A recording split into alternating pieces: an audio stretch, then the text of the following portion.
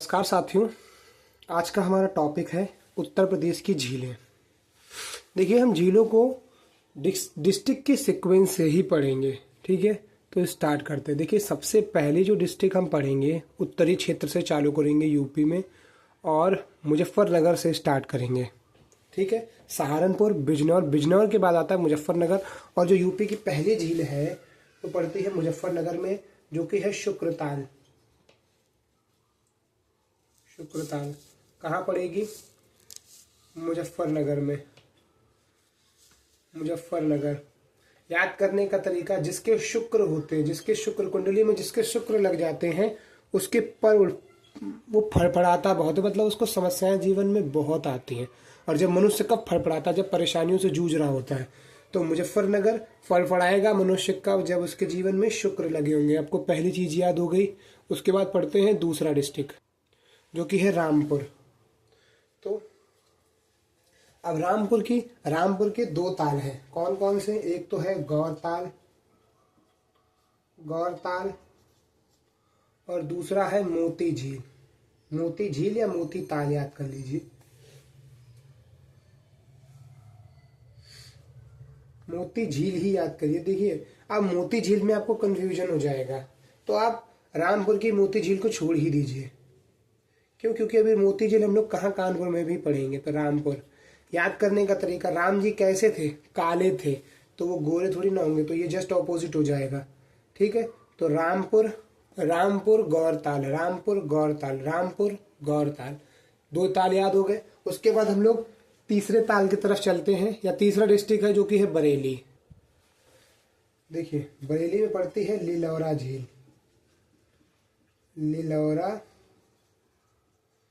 झील कहाँ पड़ेगी? बरेली। देखिए, आप मैच करिए, इसमें भी ली है और लिलौरा में भी स्टार्टिंग से ली से स्टार्ट होता है। तो लिलौरा झील कहाँ पड़ेगी? बरेली में। आपके 3 डिस्ट्रिक्ट, 3 झीलें कंप्लीट हुई। उसके बाद हम लोग चलेंगे पीलीभीत। देखिए, पीलीभीत की आप झील से अच्छे से परिचित ही होंगे। एक तो फुलहर झील, जिससे गोमती नदी निकली है, अच्छे से आप परिचित होंगे। इसी में हरदोई से एक नदी सई जो है वो मर्ज होती है जाके, है ना। तो आपको ये याद होगा ये अच्छे से। ये कहाँ से निकलेगी? पीलीभीत। अच्छा, पीलीभीत, देखिए वैसे पीलीभीत के बाद जो डिस्ट्रिक्ट पड़ती है वो लखीमपुर खीरी है, पर लखीमपुर खीरी में सच कोई इतनी बड़ी झील नहीं है ना। तो हम पीलीभीत और जो क्या नाम लखीमपुर खीरी, उससे थोड़ा सा अगर हम लोग दक्षिण की तरफ पढ़ेंगे तो आपको एक 5वां डिस्ट्रिक्ट पड़ेगा, जो कि है शाहजहांपुर। और शाहजहांपुर में जो है बड़ा ताल, बड़ा ताल जिसे गोखुर बोला गया, गोखुर झील। ये कहाँ पड़ती है? शाहजहांपुर। ये तो आपको याद ही होगी, फुलहर, शाहजहांपुर। देखिए, बड़ा ताल, अब जैसे बड़ा ताल हो गया तो ये तो आपको जैसे परिचित है आप इन सब चीज़ों से। बड़ा ताल शाहजहांपुर में पड़ेगा। याद करने के लिए आप इसको याद कर सकते हैं। ठीक है, कैसे? जो अगर आप मुगलिया सल्तनत में जाएंगे तो अकबर का बेटा जहांगीर, जहांगीर का था शाहजहां, है ना। तो आप ऐसे याद कर लीजिए, जहांगीर का सबसे बड़ा बेटा शाहजहां, तो वही बन गया। देखिए, शायद सबसे बड़ा बेटा नहीं था, फिर इसको चेक कर लीजिएगा। पर अगर आपको याद करना हो तो थोड़ी देर के लिए याद कर लीजिए कि जहांगीर का सबसे बड़ा बेटा शाहजहां था, जिसका जो बड़ा बेटा था, बड़ा से बड़ा ताल आ जाएगा। ठीक है। अच्छा, हम लोग शाहजहांपुर के बाद चलेंगे सीधा। अब देखिए, शाहजहांपुर के बाद अगर हम लोग चलेंगे तो थोड़ा दक्षिण में और बढ़ेंगे तो हमको पड़ेगा लखनऊ। लेकिन अभी हम लोग लखनऊ नहीं जाएंगे, हम लोग फिर से अपनी उसी फीत में चले जाएंगे, बॉर्डर वाले डिस्ट्रिक्ट में। तो बॉर्डर वाले में हम लोगों को पड़ेगा कौन सा?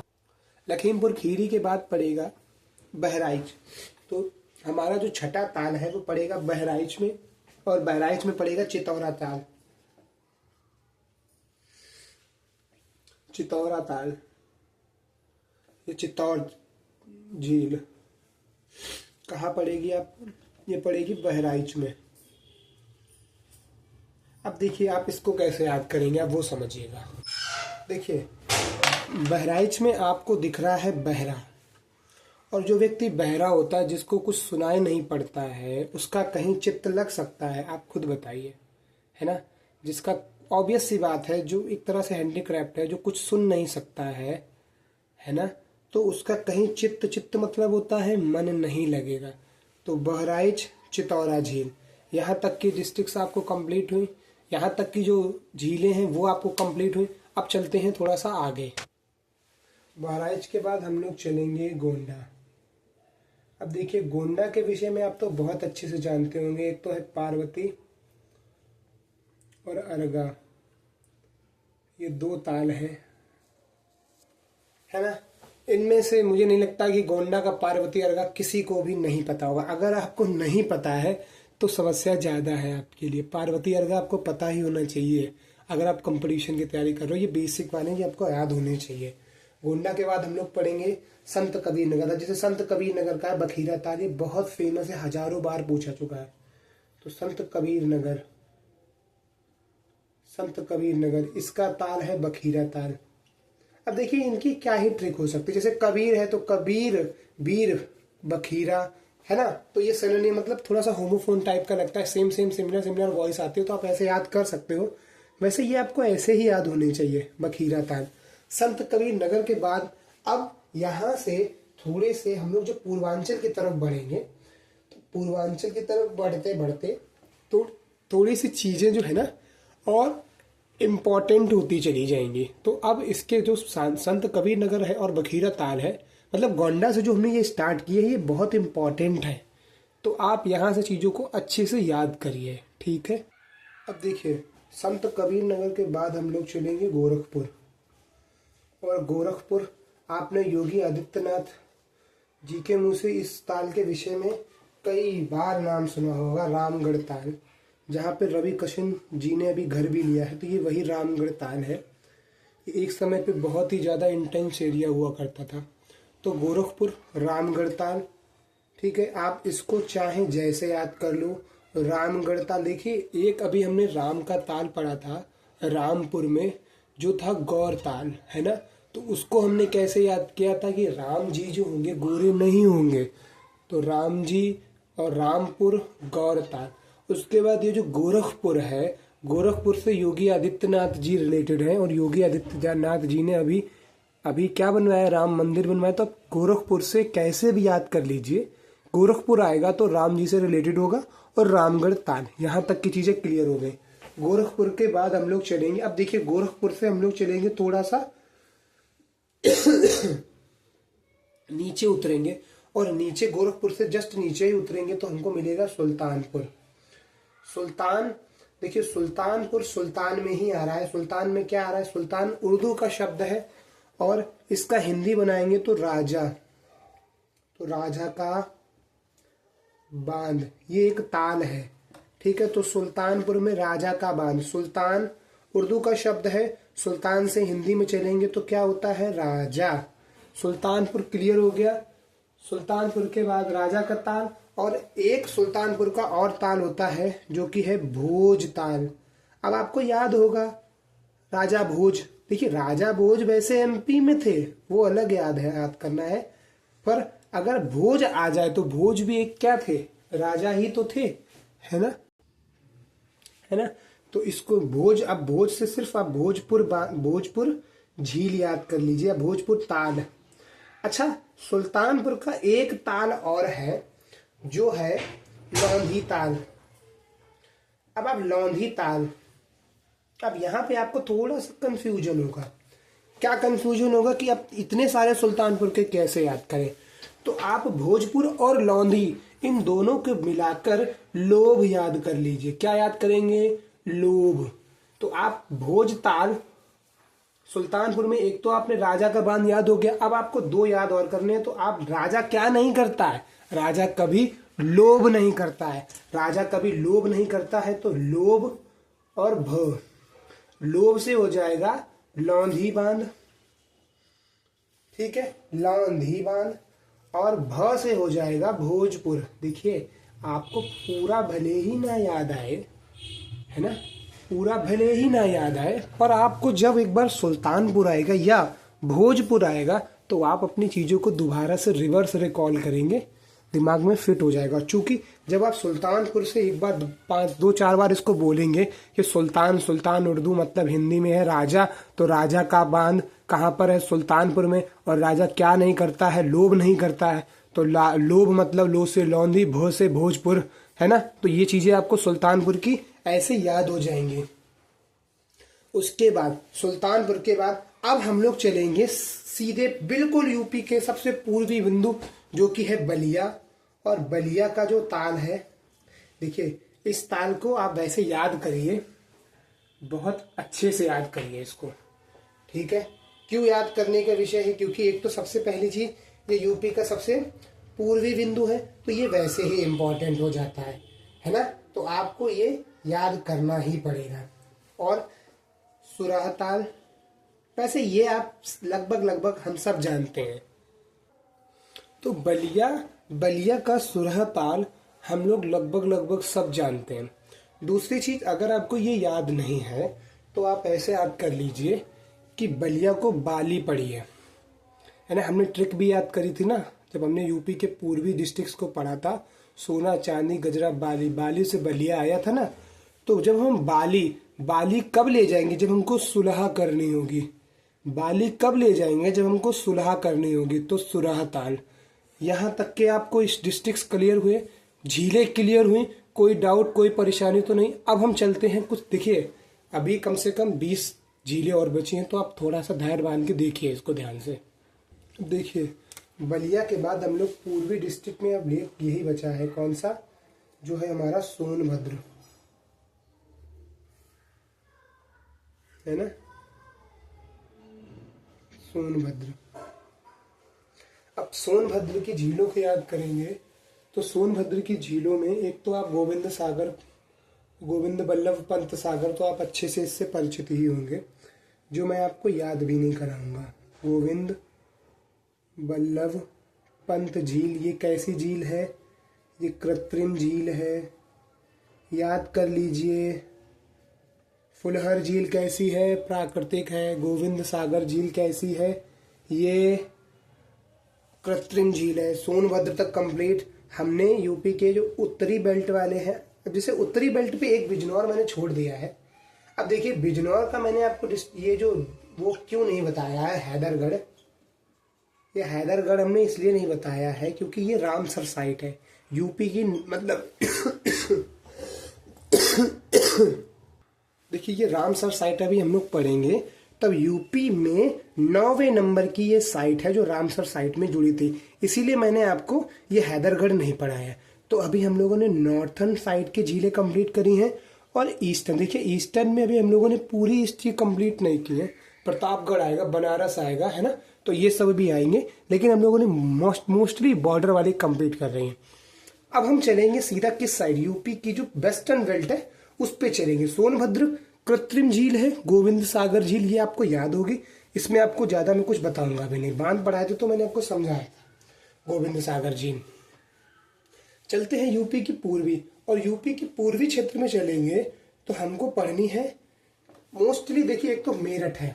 अब देखिए मेरठ में जब आप चलेंगे, मेरठ में आपको जनरली लोग क्या बोलते हैं? राम, तो रामगढ़ ताल या रामताल, ठीक है। मेरठ रामताल। अब देखिए राम से मैंने आपको 3 बताए हैं। एक मैंने आपको रामपुर बताया है जो कि स्वयं डिस्ट्रिक्ट है, जहां पर है गौर झील, पहला। दूसरा मैंने गोरखपुर बताया है जहां है रामगढ़ ताल, है ना, रामगढ़ ताल। और तीसरा मैंने मेरठ बताया है जहां पर है रामताल। राम से रिलेटेड ये 3 ही हैं, और आप मेरे हिसाब से आपको इन तीनों को याद करने में कोई समस्या नहीं होने वाली है, ठीक है। तो मेरठ से आपको ये तीनों राम वाले याद कर लो, काम खत्म हो जाएगा। मेरठ के बाद हम लोग चलेंगे बदायूं। अब देखिए बदायूं का याद करने का बेस्ट तरीका है, क्योंकि बदायूं का है सागर ताल। आप सब जानते हैं जो समुद्र पे गए होंगे या समुद्र किनारे गए होंगे, या जिसने समुद्र में सफर किया होगा, जिसने बहरहाल समुद्र को देखा होगा, वो जानते हैं कि समुद्र से क्या आती है? बदबू। बहुत ज्यादा गंदी बदबू आती है। तो बदबू बदायूं याद हो गया, बदायूं कंप्लीट। उसके बाद हम लोग चलते हैं अलीगढ़। अलीगढ़ का भी बहुत इजी है, एक ही है। अली है शेख, शेख ताल। अब आप देखिए अली और शेख दोनों मोहम्मदन है, अली और शेख है ना, अली शेख दोनों मोहम्मदन है, ऐसे याद कर लीजिए। जैसे सागर से क्या आती है बदबू, तो बदायूं। देखिए आपको दोनों उल्टे भी आ सकते हैं। कई बार आपसे बदायूं पूछा जाता है और सागर ताल दिया गया होगा, सागर ताल किस जिले में पड़ता है। कई बार आपसे पूछा जाएगा बदायूं में कौन सा ताल पड़ता है, तो आपको उल्टा सीधा जैसा समझ जाएंगे आप। वैसे अलीगढ़ और शेख एक ही, सिर्फ एक ही जगह पर ऐसा कॉम्बिनेशन है जहां पर दोनों मोहम्मदन वाली वैल्यूज बनेंगी, अलीगढ़ और शेख ताल। अलीगढ़ तक कंप्लीट हो गया। इसके बाद अब मोस्ट इंपॉर्टेंट दो डिस्ट्रिक्ट्स आ रहे हैं जहां पर झीलें ही झीलें हैं। पहली मथुरा, दूसरी, अब देखिए मथुरा और आगरा। आगरा में तो वैसे दो ही हैं, पर मथुरा में बहुत सारी हैं। सबसे पहली है मथुरा में। अब मथुरा देखते हैं, मथुरा इंपॉर्टेंट है और आप मथुरा के लिए कोई ट्रिक अपेक्षा भी मत करिएगा, क्योंकि जो मथुरा वृंदावन गया होगा वो लगभग हर प्रकार से जानता होगा। जैसे सबसे पहली है मानसी गंगा, जो गोवर्धन गया होगा तो उसे पता है मानसी गंगा पे ही गोवर्धन का परिक्रमा कंप्लीट होता है, तो मानसी झील है ना। उसके बाद राधा कुंड, ये सब आपको गोवर्धन में मिलेंगे, राधा कुंड है ना। उसके बाद गंगा कुंड, उसके बाद श्यामा झील, श्यामा झील है ना। उसके बाद अब जैसे ये नोह झील है, ये प्रॉपर मथुरा की झील है ना। नोह झील है ये प्रॉपर मथुरा की, और ये नोह झील के विषय में मैं आपको पहले भी एक बार बता चुका हूं, ठीक है। और नोह झील और गंगा कुंड झील ये आपको नहीं मालूम होंगी, तो ये आप याद करिए, कुछ भी करिए, लेकिन आपको इनके विषय में कोई ट्रिक नहीं बताने वाला, आपको ये याद ही करने पड़ेंगे। क्यों? क्योंकि मथुरा के हैं, अमूमन ये पूछे भी नहीं जाएंगे, नीचे वाले ही आपको याद भी करने हैं। यहां तक की चीजें कंप्लीट हो गई। उसके बाद हम लोग चलते हैं आगरा। आगरा, आगरा में आती है कीठम झील। कीठम झील आप जानते होंगे कीठम झील को। इसके बाद जिसको सुर सरोवर भी बोलते हैं, वैसे सुर सरोवर बहुत रेयर लोग हैं जो अगर घूमने गए होंगे तो वो सुर सरोवर गए होंगे, है ना। इसको कीठम या सुर सरोवर झील भी बोलते हैं। उसके बाद हम लोग चलेंगे झांसी। अब देखिए झांसी,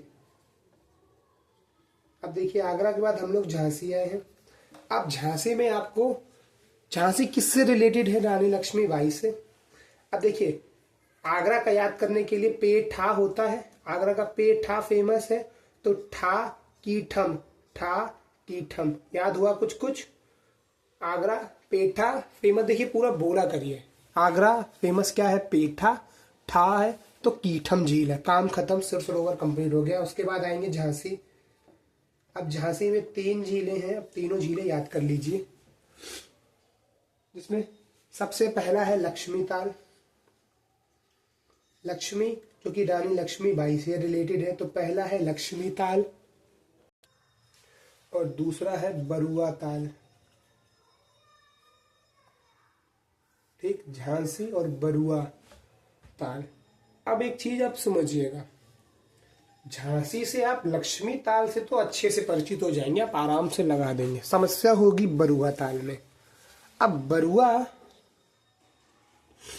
को आप कैसे समझेंगे ये समझिए। देखिए बरुआ को आप बालू ले लीजिए, बालू यानी धूल। देखिए थोड़ी सी ये आउटसाइड टिक जाएगी, पर इसके लिए मुझसे बना नहीं कुछ भी, इसलिए मैंने बताया। तो रानी लक्ष्मीबाई ने धूल उड़ा दी, जनरली हम लोग स्लैंग लैंग्वेज में बोलते ना, गर्दे उड़ा दिए, तो ये बालू बस वही है। बरुआ उड़ा दी, गर्दा उड़ा दिया, किसने? रानी लक्ष्मीबाई ने, है ना। अंग्रेजों से खूब लड़ी मर्दानी, वो तो झांसी वाली रानी थी, है ना। यूरोज ने बोला था कि 1857 की क्रांति में अकेली मर्द थी। आप समझ रहे हैं ना। झांसी, गर्दा मतलब बरुआ उड़ा के रख दी। गर्दा क्या होता है? हमारे यहाँ लैंग्वेज में बालू ही होती है, वो धूल उड़ा दी, बालू उड़ा दी, वही गर्दा है। तो आप ऐसे याद कर सकते हैं, झांसी, लक्ष्मीताल, बरुआ। ठीक है, इसके बाद हम लोग चलते हैं आगे। अब देखिए, महोबा, महोबा में दो ही हैं, एक तो है मदन सागर, मदन सागर झील एक, और दूसरी है बेला सागर झील। यहीं पे लिख दूं, हाँ, बेला सागर झील, बेला सागर झील। अगर आप ध्यान से देखेंगे तो देखिए, जब आप महोबा को एक बार ध्यान से देखेंगे तो महोबा में ही माँ में आपको मदन सागर मिलेगा और बा में आपको बेला मिलेगा। देखिए, अगर आप ऐसे ही याद कर सकते हो बिना ट्रिक के, बेस्ट है।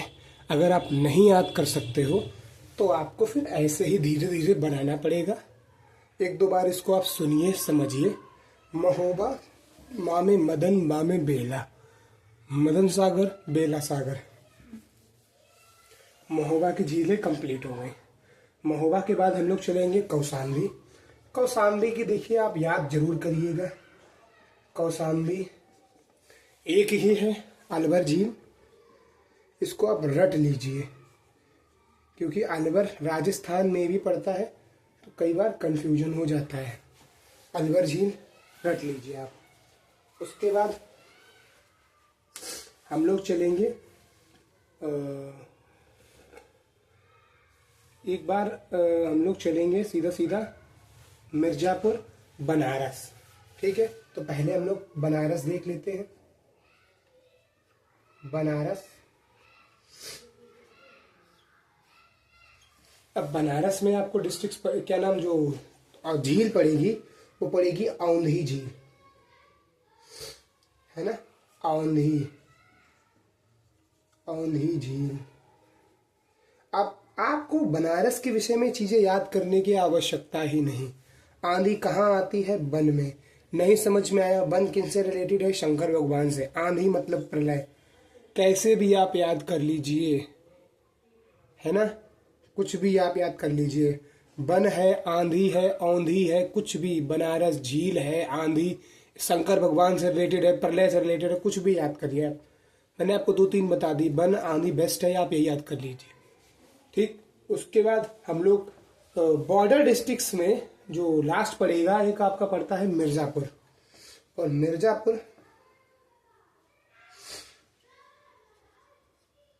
मिर्जापुर के कल मैंने आपको बांध पढ़ाए थे, सेम टू सेम वही बांध ही है। एक है आपका टांडा, एक है आपका टांडा झील। उसके बाद जिरगो झील, जिरगो ताल है वैसे, जिरगो ताल। एक है आपका सिरसी झील, है ना, ये आपको याद आ रहे होंगे। तो मिर्जापुर के लिए आपकी जो बांध वाली ट्रिक थी, सेम टू सेम वही ट्रिक है। अगर आप वो वाली ट्रिक नहीं जानते हो तो इससे पहले की जो बांध वाली वीडियो है उसमें मिर्जापुर डिस्ट्रिक्ट्स के जो मैंने बांध पढ़ाए हैं, मिर्जा गालिब याद होगा, कुछ कुछ याद आया होगा। अदब से जाओगे, है ना, अदब से जाओगे, मौज है, याद आ रहा होगा। कुछ कुछ नहीं याद आ रहा तो एक बार आप उसको देखिए, आपको फट से याद आ जाएगी। ठीक, मिर्जापुर कंप्लीट। यहाँ के साथ साथ आपके जो बॉर्डर डिस्ट्रिक्ट्स के जो बांध हैं वो कंप्लीट हो रहे हैं। ठीक, अब आपको ज्यादा एक्स्ट्रा दिमाग नहीं लगाना है। क्यों दिमाग नहीं लगाना है? क्योंकि अब जो आपके अगर बीच यूपी में देखेंगे तो बीच यूपी में सिर्फ आपके उन्नाव, कानपुर, जो मिडिल यूपी के जो आपके वो डिस्ट्रिक्ट्स, क्या नाम, मिडिल डिस्ट्रिक्ट वो बोल रहा हूँ, जो बीच मध्य यूपी की जो झीलें बची हैं बस वही रह गई, और वो 4-5 जिलों में है, बस खत्म है आपकी झीलें। अब देखिए, अगर यूपी के मैदानी इलाकों में देखेंगे तो सबसे पहले कानपुर ही ले लीजिए। कानपुर से स्टार्ट करते हैं, कानपुर। अब देखिए हरदोई, हरदोई एक आपका छूट रहा है, हरदोई, हरदोई, हरदोई में दहर झील पड़ती है, दहर झील, है ना, एक दहर झील हरदोई में पड़ती है। हरदोई की एक और झील है हरदोई की एक और झील है, एक सेकंड रुकिएगा आप। देखिए दहर, उसके बाद आती है देवरिया। दहर देवरिया तो आपको याद ही करना है, वो मैं आपको याद करा दूंगा। तीसरी जो आपकी एक झील है जो भिजावन झील है, इम्पोर्टेंट है। क्यों इम्पोर्टेंट है? भिजवान झील, क्योंकि गोमती की एकमात्र सहायक नदी सई नदी इसी झील से निकलती है, स्थलीय झील है। याद करिए आप, हरदोई में दो आ रहा है या दे ही आ रहा है, तो याद करने की बेस्ट ट्रिक यही है। देखिए ट्रिक थी यही कि हरदोई में हर है, दहर में भी हर है, तो आपको दहर झील तो याद हो जाएगी। ठीक है, हरदोई हर है, दहर में भी हर है, तो दहर झील हरदोई, ये तो आपको याद हो जाएगी। उसके बाद आपको याद करने की सबसे बड़ी समस्या है भिजावन झील, तो हरदोई के लिए याद कर लीजिए, हरदोई रिया भेजो, हरदोई रिया भेजो। देखिए हरदोई के विषय में आपको यही एक ऐसी ट्रिक मैं बता रहा हूँ जो बिल्कुल अलग से याद करनी है, बाकी कोई भी ऐसी ट्रिक नहीं थी जिसमें अलग से कुछ याद करना पड़े। तो हरदोई के विषय में आप बस याद कर लीजिए, हरदोई, हरदोई में रिया भेजो।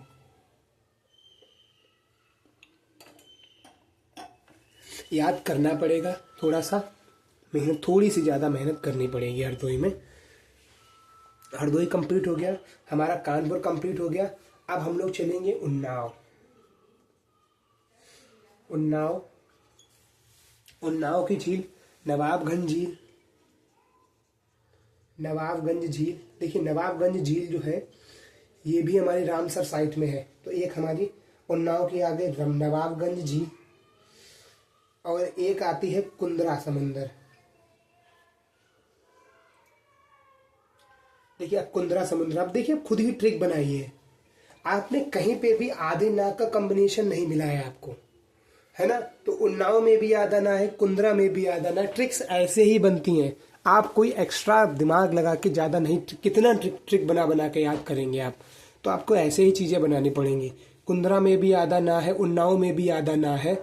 उसके बाद नवाब में भी जो है, नवाब में भी देखिए उन्नाव में ही नाव आ गया, है ना। तो ये चीज़ें जब आप एक दो बार इनको बोलेंगे ना, अभी आपको लग रहा होगा कि ये फालतू की क्या ही ट्रिक्स है, पर जब एक दो बार इन चीज़ों को इसी आधार पर एक बार समझने की प्रयास करेंगे कि उन्नाव में भी नाव है, नवाब में भी नाव है और आधा ना है, कुंद्रा में भी आधा ना है, तो उन्नाव की कौन कौन सी झील होगी? नाव मतलब नवाबगंज और आधा ना है तो कुंद्रागंज।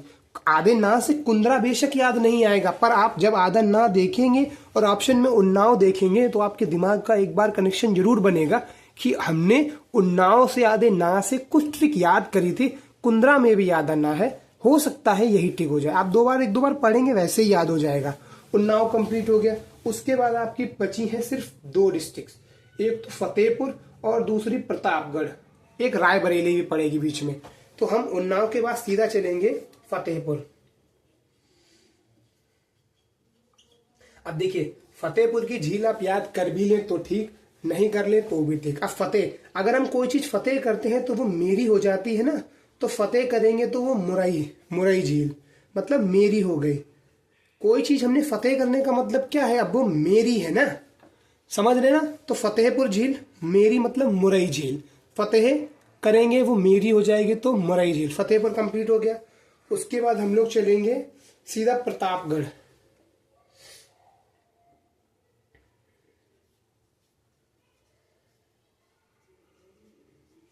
प्रतापगढ़, अब प्रतापगढ़ की दो झीलें हैं। सबसे पहली अजगर झील या बेती झील,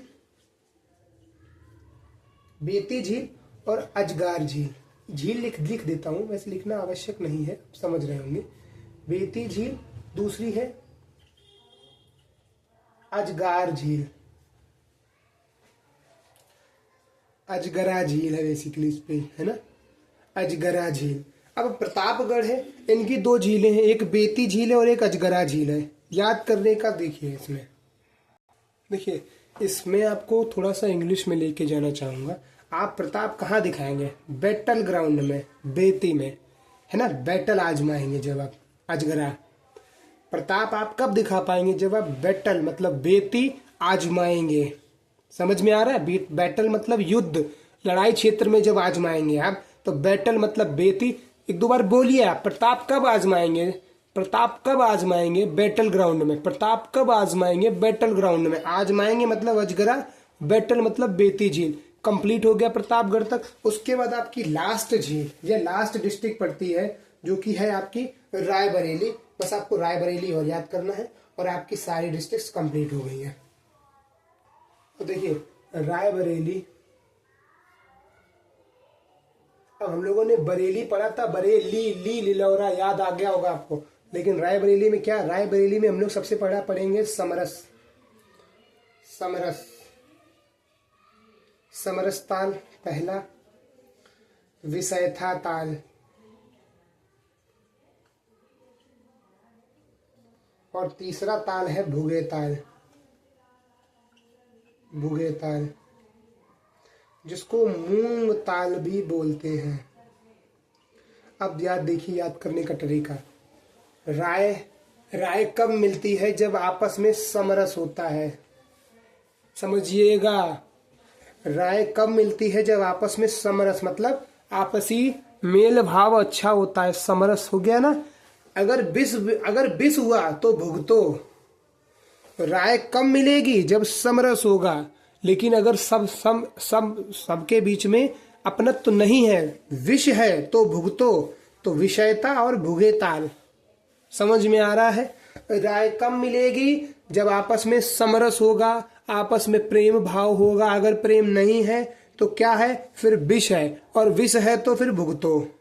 कंप्लीट हुआ समरस, विषयता और भुगे ताल। यहाँ तक कि आपकी झीलें कंप्लीट। मेरे हिसाब से यूपी की जितनी भी झीलें हो सकती थी वो मैंने आपको कंप्लीट करा दी हैं।